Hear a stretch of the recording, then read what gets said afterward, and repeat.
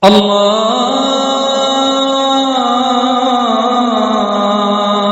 أكبر الله أكبر الله أكبر الله أكبر.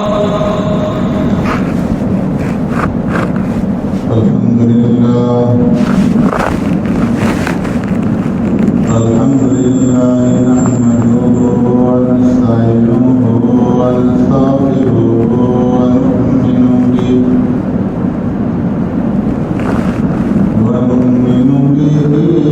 ونتوكل عليه ونعوذ بالله من شرور أنفسنا ومن سيئات أعمالنا.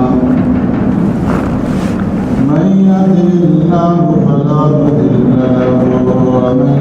يضلل فلا هادي له. ونشهد أن لا إله إلا الله وحده لا شريك له. ونشهد أن سيدنا وسندنا ونبينا ومولانا محمدا عبده ورسوله أرسله الله إلى كافة للناس بشيرا ونذيرا وداعيا إلى الله بإذنه وسراجا منيرا. أما بعد فقد قال الله تبارك وتعالى في القرآن المجيد والفرقان الحميد. فأعوذ بالله من الشيطان الرجيم. بسم الله الرحمن الرحيم. وأقيموا الصلاة وآتوا الزكاة واركعوا مع الراكعين.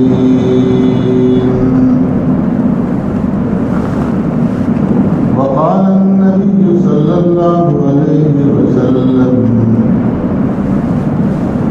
بين العبد وبين الكفر ترك الصلاة، أو كما قال عليه الصلاة والسلام. صدق الله مولانا العظيم وصدق رسوله النبي الكريم، ونحن على ذلك لمن الشاهدين والشاكرين، والحمد لله رب العالمين. وأقيموا الصلاة وآتوا الزكاة، اور قائم کرو نماز اور ادا کرو زکات،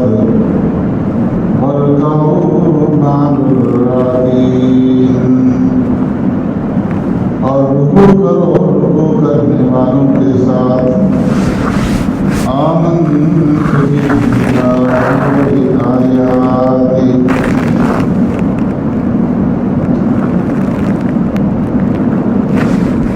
حضرات گرامی،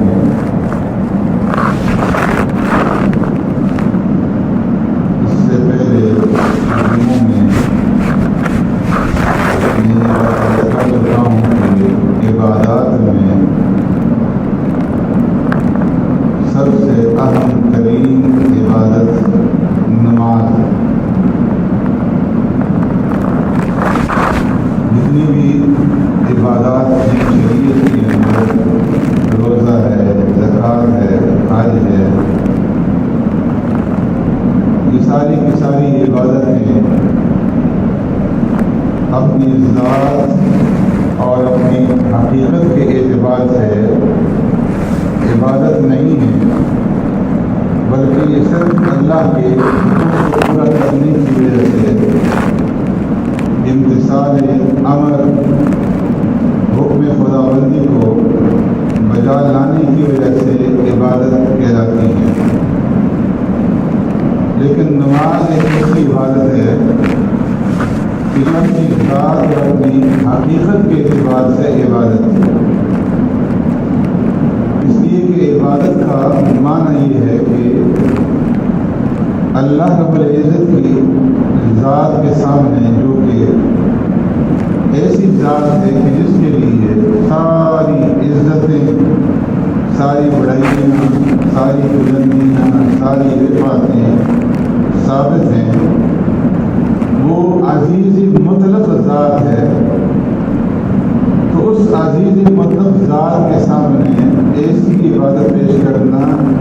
کہ اس سے بڑھ کر کے کوئی ذلت نہ ہو، ذلت مطلقہ اس کے سامنے پیش کرنا۔ اور یہ ذلت مطلقہ نماز کے اندر ہے، باقی عبادات کے اندر نہیں ہے کہ انسان انتہائی عاجزی اور ذاری کے ساتھ، انکساری کے ساتھ اللہ کے سامنے کھڑا ہوتا ہے، پھر اور زیادہ انکساری کا اظہار کرتے ہوئے جھک جاتا ہے، رکوع میں چلا جاتا ہے، اور پھر اور زیادہ انکساری اور ذلت کا اظہار کرتے ہوئے سجدے کے اندر چلا جاتا ہے، اور اپنے بدن کے اندر جو سب سے زیادہ عزت والی مقامات ہیں، ناک اور پیشانی، وہ اپنے رب کے سامنے زمین کے اوپر رگڑتا ہے اور اپنی عاجزی اور ذلت کا اظہار کرتا ہے۔ پھر اللہ تبارک و تعالیٰ نے اسی وجہ سے کائنات کی جتنی بھی مخلوقات ہیں ان کو نماز کا پابند بنایا، اور کل شیء قد علم صلاته وتسبیحہ، کائنات کی ہر ایک مخلوق نے اپنی نماز کو پہچانا اور اپنی تسبیح کو پہچانا۔ اور اس کے بارے میں بھی میں نے عرض کر دیا تھا کہ اس طریقے سے اللہ نے مخلوقات کو نماز کے اندر رکھا ہوا ہے، ان کی کیفیات کیا ہے۔ انسان کی نماز کے اندر اور مخلوقات کی نماز کے اندر فرق یہ ہے کہ انسان کی جو نماز ہے، انسان مکلف ہے اور شریعت کے حکم کا پابند ہے، اس لیے اس کی نماز، اس کی عبادت شرعی عبادت ہے۔ اور باقی جو مخلوقات ہیں ان کی عبادت جو ہے وہ شرعی عبادت نہیں ہے، اس لیے وہ مکلف نہیں ہے، ان کی عبادت تکوینی ہے کہ اللہ تبارک و تعالیٰ نے ان کو ایسی ہیت کے اوپر اور ایسی صورت کے اوپر پیدا کر دیا ہے کہ وہ عبادت کے اندر جو ہے اپنی زندگی گزار رہے ہیں۔ اور ان میں سے میں نے مثال دی تھی کہ درختوں کی جو عبادت ہے وہ قیام ہے، کہ وہ ایک پنڈلی کے اوپر کھڑے ہو کر کے اللہ رب العزت کی عبادت کے اندر تکمیلی طور پر مصروف ہیں۔ اور جتنے بھی چوپائے ہیں، چار پاؤں پہ چلنے والے جانور ہیں، ان کی نماز کے اندر رکوع ہے، قیام اور سجدہ نہیں ہے۔ اللہ نے ان کو پیدا ہی ایسے طریقے پہ کر دیا ہے کہ وہ ہر وقت رکوع میں پڑے ہوئے ہیں، اور جتنے حشرات و جنات ہیں وہ ہر وقت سجدے کے اندر پڑے ہوئے ہیں، اور جتنے پہاڑ ہیں وہ قاعدے کی حالت کے اندر ہیں، اور جتنے اڑنے والے پرندے ہیں ان کی نماز کے اندر عروج اور نزول ہے، کیونکہ وہ اوپر کی طرف اڑ جاتے ہیں تو اوپر کی طرف اڑنا قیام کی صورت ہے، اور نیچے کی طرف آنا رکوع کی، اور جب زمین کے اوپر پڑ جاتے ہیں تو سجدے کی حالت ہے۔ اور جتنے فرشتے ہیں ان کی نماز جو ہے اس کے اندر صف بندی بھی ہے، اور جو جتنی مخلوقات کی نمازوں کی صورت ہے وہ سب کی سب اللہ نے فرشتوں کے اندر تقسیم کر دی ہے کہ کوئی فرشتے پیدائش کے وقت سے قیامت تک قیام کے اندر رہیں گے، کوئی رکوع کے اندر، کوئی سجود کے اندر، کوئی قاعدے کے اندر، اور کوئی جو مختلف تسبیحات کے اندر۔ تو اللہ تبارک و تعالیٰ نے ہر ایک مخلوق کو نماز کا پابند بنایا ہے، جو اپنے اپنے طریقے سے نماز ادا کر رہے ہیں۔ پھر میں نے یہ بھی عرض کر دیا تھا کہ جتنے بھی اذکار ہیں وہ سارے کے سارے اذکار نماز کے اندر جمع ہیں، اور پھر جتنی بھی حیات ہیں وہ سارے کے سارے نماز کے اندر جمع ہیں، اور پھر بدن کے جتنے بھی اعضاء ہیں یہ سارے کے سارے اعضاء بھی نماز کے اندر استعمال ہوتے ہیں، اور ہر بدن کا جو عضو ہے وہ اپنے اپنے طریقے سے اللہ رب العزت کی سامنے اپنی نیت بندی اور اپنے عاجزی اور اپنی انکساری کا اظہار جو ہے وہ کرتا ہے۔ اور نماز ہی ایک ایسی عبادت ہے کہ مرنے کے بعد جب انسان قبر کے اندر پہنچے گا تو اس کے سامنے جب سورج کی جو مثالی صورت ہے وہ پیش کی جائے گی تو اس وقت اس کو جو فکر ہوگی تو نماز کی فکر ہوگی۔ اس لیے کہ نماز جو ہے یہ اسلام کا شعار ہے۔ اس لیے پیغمبر صلی اللہ علیہ وسلم نے نماز چھوڑنے کو کافرانہ عمل بتایا ہے۔ پیارے پیغمبر صلی اللہ علیہ وسلم نے ارشاد فرمایا کہ بین العبد و بین الکفر ترک الصلاۃ، کہ بندہ اور کفر کے درمیان میں جو چیز فاصلہ پیدا کرنے والی ہے وہ نماز ہے۔ جو انسان نماز نہیں پڑھتا تو ایسا انسان جو ہے وہ کفر کی سرحد کے اندر پہنچ جاتا ہے۔ اور ایک روایت کے اندر پیغمبر صلی اللہ علیہ وسلم نے ارشاد فرمایا عن بريدة رضي الله تعالى عنه قال قال رسول الله صلى الله عليه وسلم العهد الذي بيننا وبينهم ترك الصلاة فمن تركها فقد كفر۔ فرمایا کہ جو بھی نیا مسلمان ہوتا ہے، جو بھی انسان اسلام کے اندر داخل ہوتا ہے اور کلمہ پڑھتا ہے تو ہر ایک اسلام قبول کرنے والے سے، ہر ایک نو مسلم سے ہم جو عہد لیتے ہیں، اس سے جو معاہدہ کرتے ہیں تو وہ نماز کے بارے میں کرتے ہیں۔ اس لیے کہ نماز ایمان کی علامت ہے۔ تو ہر ایک اسلام قبول کرنے والے سے پیارے پیغمبر صلی اللہ علیہ وسلم فرماتے ہیں کہ ہم نماز کا معاہدہ کرتے ہیں کہ تم نے نماز کا اہتمام کرنا ہے اور نماز نہیں چھوڑنی۔ اس لیے کہ فمن ترکھا فقد کفر، کہ جس آدمی نے جان بوجھ کر کے نماز چھوڑ دی اس نے کافرانہ طریقہ اختیار کیا، کافرانہ عمل جو ہے وہ اس نے اپنا لیا۔ تو اس لیے فرمایا کہ ہم ہر ایک اسلام قبول کرنے والے سے اس بات کا عہد و معاہدہ لیتے ہیں کہ تم نے نماز کا اہتمام کرنا ہے اور نماز جو ہے وہ کسی حال کے اندر چھوڑنی نہیں ہے۔ اور ایک روایت کے اندر حضرت ابو درداء رضی اللہ تعالیٰ عنہ فرماتے ہیں اوصانی خلیلی اللہ تشرک باللہ شیئا وَإِن قتلت وَقُتِلْتَ وَفُرِّقْتَ۔ فرمایا کہ مجھے میرے محبوب صلی اللہ علیہ وسلم نے، رحمت دو عالم صلی اللہ علیہ وسلم نے، آقا نامدار سرور کائنات رحمت دو عالم صلی اللہ علیہ وسلم نے وصیت فرمائی، نصیحت فرمائی، اور اس وصیت اور نصیحت کے اندر آپ صلی اللہ علیہ وسلم نے مختلف باتوں کی وصیت کی، اور سب سے پہلے جو وصیت فرمائی وہ یہ کہ اللہ تشرک باللہ شیئا، کہ خبردار کبھی بھی اللہ کے ساتھ کسی کو شریک اور ساجی مت ٹھہرانا۔ اللہ کے ساتھ ذات میں، صفات میں، افعال میں کسی کو شریک مت ٹھہرانا۔ چاہے تمہارے ٹکڑے ٹکڑے کر دیے جائیں، اس شرک نہ کرنے کی وجہ سے تمہارے ٹکڑے ٹکڑے کر دیے جائیں، تمہیں مار دیا جائے، قتل کر دیا جائے، یا فرقت تمہیں جلا دیا جائے اور زندہ تمہیں آگ کے اندر بھون دیا جائے، لیکن پھر بھی اللہ کے ساتھ کسی کو شریک نہ ٹھہرانا۔ کیوں؟ اس لیے کہ شرک جو ہے یہ بہت بڑا گناہ ہے۔ ان الشرک لظلم عظیم، اللہ کے ساتھ کسی کو شریک ٹھہرانا ذات میں، صفات میں، افعال میں، کہ جس طرح اللہ رب العزت جو ہے وہ موت یہ دینے والا ہے، کوئی اور بھی دے سکتا ہے، جس طرح اللہ مشکل کشا ہے کوئی اور بھی مشکل حل کر سکتا ہے، جس طرح اللہ رب العزت حاجت روا ہے کوئی اور بھی حاجت روائی کر سکتا ہے، یہ اللہ کے ساتھ شریک ٹھہرانا ہے۔ اور کسی کو اللہ کے ساتھ شریک ٹھہرانا اس سے بڑھ کر کے کوئی ظلم نہیں ہو سکتا۔ اللہ رب العزت ہر گناہ کو معاف فرما دیتے ہیں، لیکن اللہ نے اعلان کر دیا ہے کہ ان اللہ لا یغفر ان یشرک بہ ویغفر ما دون ذلک لمن یشاء، کہ جو انسان اللہ کے ساتھ کسی کو ذات میں، صفات میں، افعال میں شریک ٹھہراتا ہے تو اللہ تبارک و تعالیٰ مشرک انسان کی مغفرت نہیں فرماتا۔ اور مشرک کے علاوہ باقی جتنے بھی گناہ گار ہیں، چاہے انہوں نے بڑے گناہ کیے ہوں، اللہ رب العزت چاہیں تو انہیں لیکن مشرک انسان جب تک توبہ نہیں کرے گا سچے دل سے اس وقت تک اس کی مغفرت نہیں ہوگی۔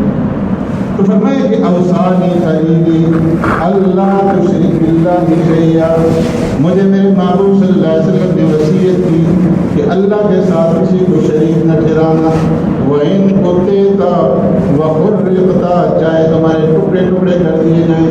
چاہے تمہیں آگ کے اندر دھون دیا جائے۔ اور دوسری نصیحت فرمائی وَلَا تَتْرُكِ الصَّلَاةَ مُتَعَمِّدًا، کہ جان بوجھ کر کے کبھی نماز مت ترک کرنا، نماز نہ چھوڑنا، اس لیے کہ فَمَن تَرَكَهَا مُتَعَمِّدًا فَقَدْ بَرِئَتْ مِنْهُ الذِّمَّةُ، کہ جو انسان جان بوجھ کر کے فرض نماز چھوڑ دیتا ہے تو اللہ رب العزت کی اس بندے کے ساتھ جو ذمہ داری ہے وہ ذمہ داری ختم ہو جاتی ہے۔ ہم دنیا کے اندر دیکھتے ہیں کہ جو حکومتیں ہوتی ہیں تو ہر حکومت کے اوپر اس ملک کے عوام کا، اس کی پبلک کا حق ہوتا ہے، اس کے حقوق ہوتے ہیں حکومت کے اوپر، کہ جس وقت تک عوام ملک کے قانون کی پاسداری کرتی ہے اور حکومت کو ٹیکس ادا کرتی ہے اور بغاوت نہیں کرتی، قانون کے مطابق چلتی ہے، تو اس وقت تک وہ ملک کے اوپر، حکومت کے اوپر جو حقوق ہیں فرمایا کہ وہ ان کی حقدار رہتی ہے، اور حکومت کی ذمہ داری ہوتی ہے کہ عوام کے ان حقوق کو پورا کرے۔ جان، مال، عزت، آبرو کی حفاظت کرنا یہ حکومت کی ذمہ داری ہے، اور آمد و رفت کے جو وسائل ہیں ان کو مہیا کرنا، اور پبلک کی جتنی ضروریات ہیں ان ضروریات کو مہیا کرنا، عدل اور انصاف کے مطابق فیصلے کرنا، سستا انصاف مہیا کرنا، یہ جتنے حقوق ہیں فرمایا کہ یہ حکومت کے اوپر لازم ہوتے ہیں کہ پبلک کے حقوق کو پورا کرے، جب تک کہ پبلک کی طرف سے بغاوت نہ ہو۔ اگر کوئی آدمی حکومت سے بغاوت اختیار کر لیتا ہے تو پھر جو باقی انسان ہے وہ ان حقوق کا حقدار نہیں رہتا اور اس کو پھر سزا دی جاتی ہے بغاوت کی۔ تو ایسے ہی اللہ رب العزت نے بھی جو ایماندار بندے ہیں، اللہ کے مطیع فرمانبردار اور اطاعت شعار بندے ہیں، ان اطاعت شعار اور فرمانبردار بندوں کے کچھ حقوق اللہ نے اپنے فضل و کرم سے اپنے ذمہ لے لیے۔ انسان کا کوئی حق نہیں ہے اللہ کے اوپر، لیکن یہ اللہ کا احسان ہے کہ اللہ رب العزت نے اپنی مہربانی سے اپنے ایماندار اور فرمانبردار بندوں کے کچھ حقوق جو ہیں اپنے اوپر لازم کر لیے ہیں، انعامات کی شکل کے اندر اور احسانات کی شکل کے اندر، کہ جس کا انسان کو مرنے کے بعد جو ہے پتہ چلے گا۔ اللہ رب العزت وہ آخرت کے اندر انعامات اور احسانات جو ہے بندوں کو عطا فرمائیں گے، لیکن فرمایا کہ من ترکہا متعمدا فقد بریئت منہ الذمہ، کہ جو انسان اللہ رب العزت کی عبادت نہیں کرتا اور نماز جو ہے ادا نہیں کرتا تو وہ ان حقوق کا حقدار نہیں ٹھہرتا، اللہ رب العزت اس سے بری ذمہ ہو جاتے ہیں۔ اور فرمایا کہ تیسری جو نصیحت فرمائی وہ یہ کہ بلا تشرب الخمر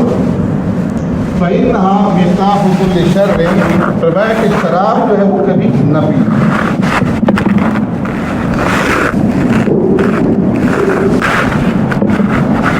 اور اس کی وجہ پیارے محمد صلی اللہ علیہ وسلم نے بیان فرمائی کہ فإنها مفتاح كل شر، کہ شراب نوشی جو ہے فرمایا کہ یہ ہر شر کی اور ہر برائی کی چابی ہے، کہ جب انسان نشہ کرتا ہے اور شراب نوشی کرتا ہے، شراب پی لیتا ہے، تو اس کا جو دماغ ہے، اس کی جو عقل ہے وہ کام کرنا چھوڑ دیتی ہے، اور پھر انسان سے جو بھی گناہ کروایا جائے وہ گناہ کر گزرتا ہے۔ تو اس نے فرمایا کہ شراب نوشی کی ہر شر کی اور ہر گناہ اور ہر برائی کی جو چابی ہے، اس لیے اس کے قریب نہ جانا۔ تو اس حدیث میں پیارے پیغمبر صلی اللہ علیہ وسلم نے نماز کی پابندی کا حکم فرمایا، اور اسی طرح پیارے پیغمبر صلی اللہ علیہ وسلم نے ایک دوسری روایت کے اندر سیم الفاظ ہیں حدیث کے، لیکن آخرت کے اندر جو ہے تھوڑا سا اس کے اندر فرق ہے، کہ سرکار دو عالم صلی اللہ علیہ وسلم نے ارشاد فرمایا کہ جو انسان نماز ترک کر دیتا ہے اور نماز چھوڑ دیتا ہے فقد خرج من الملہ، تو ایسا انسان جو ہے وہ ملت اسلامیہ سے باہر نکل جاتا ہے، اس کا اسلام سے کوئی تعلق نہیں رہتا۔ بلکہ امام احمد بن حنبل رحمۃ اللہ تعالی علیہ فرماتے ہیں کہ جو آدمی فرض نماز جان بوجھ کر کے ترک کرتا ہے، چھوڑ دیتا ہے، تو وہ دائرہ اسلام سے خارج ہو جاتا ہے، اور اس کو اگر انتقال ہو جائے تو مرنے کے بعد اس کی نماز جنازہ نہیں پڑھی جائے گی، اور اس کو مسلمانوں کے قبرستان کے اندر دفن نہیں کیا جائے گا۔ جو 4 ائمہ ہیں ان میں سے امام احمد بن حنبل رحمۃ اللہ تعالی علیہ کا مسلک جو ہے وہ یہ ہے کہ جو بے نمازی ہے، جان بوجھ کر نماز نہیں پڑھتا، تو اس کے اوپر مرتد کے احکام جو ہے وہ لازم ہوں گے، اور اس کی نماز جنازہ بھی نہیں پڑھی جائے گی، اسے مسلمانوں کے قبرستان کے اندر دفن بھی نہیں کیا جائے گا۔ لیکن جو باقی ائمہ ہیں، امام اعظم ابو حنیفہ رحمۃ اللہ تعالی علیہ، امام شافعی اور امام مالک رحمۃ اللہ تعالی علیہ، وہ فرماتے ہیں کہ ترک نماز اگرچہ بہت بڑا گناہ ہے، لیکن فرمایا کہ نماز چھوڑنے کی وجہ سے اگر اس کے عقیدے کے اندر تبدیلی پیدا نہیں ہوئی ہے،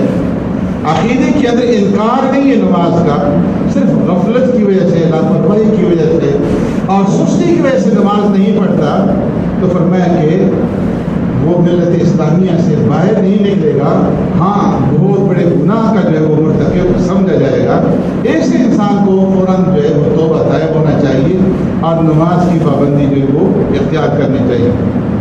تو اس لیے فرمایا کہ نماز کا چھوڑنا یہ بہت بڑا گناہ ہے، اور پیارے پیغمبر صلی اللہ علیہ وسلم نے ترک نماز کی وعید بیان کرتے ہوئے آپ صلی اللہ علیہ وسلم نے ارشاد فرمایا، عن عبد الله بن عمرو بن العاص رضی اللہ تعالی عنہ ذکر الصلاة یوما فقال من حافظ عليها كانت له نورا وبرهانا ونجاة يوم القيامة ومن لم يحافظ عليها لم تكن له نورا ولا برهانا ولا نجاة وكان يوم القيامة مع قارون وفرعون وهامان وأبي بن خلف۔ کہ پیارے پیغمبر صلی اللہ علیہ وسلم نے ایک مرتبہ نماز کا ذکر فرمایا، اور نماز کا ذکر کرتے ہوئے آپ صلی اللہ علیہ وسلم نے ارشاد فرمایا کہ من حافظ علیہا کانت لہ نورا وبرہانا، کہ جو انسان نماز کی حفاظت کرے گا، نماز کی پابندی کرے گا، تو یہ نماز قیامت کے دن کی تاریکی کے اندر اس کے لیے نور بنے گی، اور اس کے ایمان کی اللہ رب العزت کے سامنے دلیل بنے گی، وَنِجَاتًا، اور قیامت کے دن اس انسان کی نجات کا سبب اور ذریعہ بنے گی۔ اور جو انسان نماز کی حفاظت نہیں کرتا، نماز کی پابندی نہیں کرتا، نماز کے اندر لاپرواہی برتتا ہے، لم تکن لہ نورا، نہ تو یہ اس کے لیے قیامت کے دن نور بنے گی، اور نہ اس کے لیے کوئی دلیل بنے گی، اور نہ اس کی نجات کا سبب اور ذریعہ بنے گی، بلکہ ایسا بدبخت انسان وَكَانَ يَوْمَ الْقِيَامَةِ مَعَ قَارُونَ وَفِرْعَوْنَ وَهَامَانَ وَأُبَيَّ بْنِ خَلْفٍ، کہ جو اللہ کے بڑے بڑے سرکش اور نافرمان بندے تھے، قارون، فرعون، حامان اور ابی بن خلف، ایسے لوگوں کے ساتھ جو ہے ایسے بے نمازی کا حشر ہوگا کہ جس طرح ان کو دوزخ کے اندر ڈالا جائے گا، تو اس طرح ان بے نمازیوں کو بھی دوزخ کے اندر ڈالا جائے گا۔ ہاں یہ الگ بات ہے کہ دوزخ کے اندر بھی مختلف درجات ہیں، کہ جو بڑے کافر ہیں ان کے لیے عذاب کی نوعیت اور ہوگی، اور جو مسلمان ہیں لیکن نافرمان ہیں اس کے لیے عذاب کی نوعیت اور ہوگی، لیکن دوزخ کے اندر جس طرح وہ پہنچیں گے اس طرح یہ نہیں پہنچے۔ جس طرح جیل کے اندر مختلف درجات ہوتے ہیں، مختلف قیدی رکھے جاتے ہیں، مختلف ان کی سزائیں ہوتی ہیں، اسی طریقے سے جہنم کے اندر چھوڑنے والوں کی بھی سزائیں مختلف ہوں گی، لیکن چونکہ اللہ کے بڑے نافرمان دوزخ کے اندر ہوں گے تو ایسے بے نمازی جو ہے وہ بھی دوزخ کے اندر پہنچیں گے۔ اور اس کے مقابلے میں جو انسان نماز کی پابندی کرتا ہے اور نماز کی حفاظت کرتا ہے تو یہ نماز اس کے لیے بہت بڑے اجر اور ثواب کا ذریعہ بنتی ہے، اور اس کے گناہوں کے لیے کفارہ بن جاتی ہے۔ حضرت عبادہ بن ثابت رضی اللہ تعالیٰ عنہ فرماتے ہیں کہ آقا نامدار سرور کائنات رحمت دو عالم صلی اللہ علیہ وسلم نے ارشاد فرمایا افترض اللہ خمس صلوات کہ اللہ تبارک و تعالیٰ نے رات اور دن میں 24 گھنٹوں کے اندر 5 نمازیں فرض فرمائی ہیں. من احسن وضوءهن وصلاهن لوقتهن واتم ركوعهن وخشوعهن كان له على الله عهد ان يغفر له کہ جو انسان اچھے طریقے سے نمازوں کے لیے وضو کرتا ہے اور اچھے طریقے سے وضو کرنے کے بعد وہ نماز ادا کرتا ہے اور نماز ادا کرتے وقت وہ رکوع بھی اچھے طریقے سے کرتا ہے اور سجدہ بھی اچھے طریقے سے بجا لاتا ہے, خشوع اور خضوع کے ساتھ نماز ادا کرتا ہے, تو اللہ تبارک و تعالیٰ کا وعدہ ہے اس انسان کے لیے کہ اس انسان کی اللہ رب العزت مغفرت فرما دیں گے, اس انسان کے گناہوں کو اللہ رب العزت جو ہے معاف فرما دیں گے. اور میرے پیغمبر صلی اللہ علیہ وسلم نے پھر اس معافی کو, جو گناہوں کی معافی ہے, اس کو ایک مثال کے ذریعے سے سمجھایا. اور فرمایا کیا رأیتم لو ان نہرا بباب احدکم یغتسل فیہ کل یوم 5 مرات هل یبقى من درنه شیء. صحابہ اکرام رضوان اللہ اجمعین کو مخاطب کرتے ہوئے پیارے پیغمبر صلی اللہ علیہ وسلم نے سوال کیا کہ بھلا بتاؤ, اگر تم میں سے کسی کے گھر کے سامنے سے پانی کی نہر گزر رہی ہو اور وہ آدمی روزانہ آتے جاتے 5 وقت اس نہر کے اندر غسل کرے نہائے, تو کیا اس کے بدن کے اوپر میل کچیل باقی رہے گا؟ تو صحابہ اکرام نے عرض کیا قالوا لا يبقى من درنه شيء. اے اللہ کے رسول صلی اللہ علیہ وسلم, جو انسان 5 مرتبہ روزانہ غسل کرے گا تو ظاہر ہے کہ اس کے جسم کے اوپر میل کچیل میں سے کچھ بھی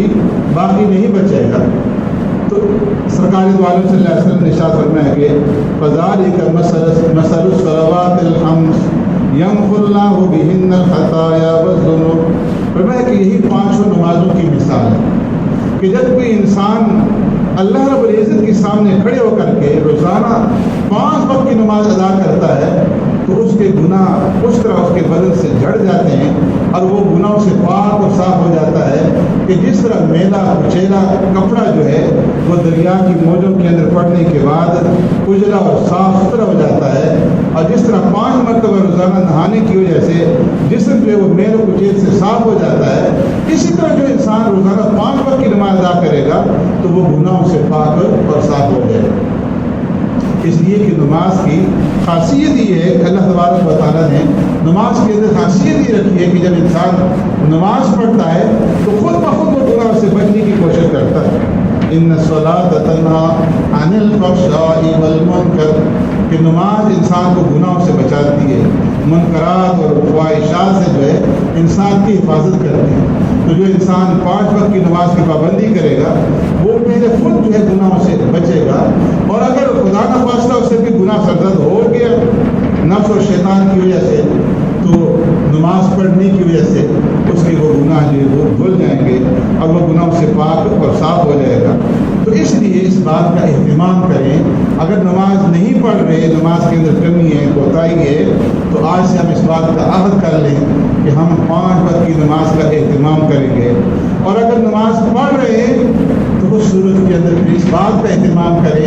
کہ ہماری جو نمازیں ہیں وہ نماز سنت کے مطابق ادا ہوں, اور سنت کے مطابق جو ہم نماز ادا کریں, نماز قائم کریں.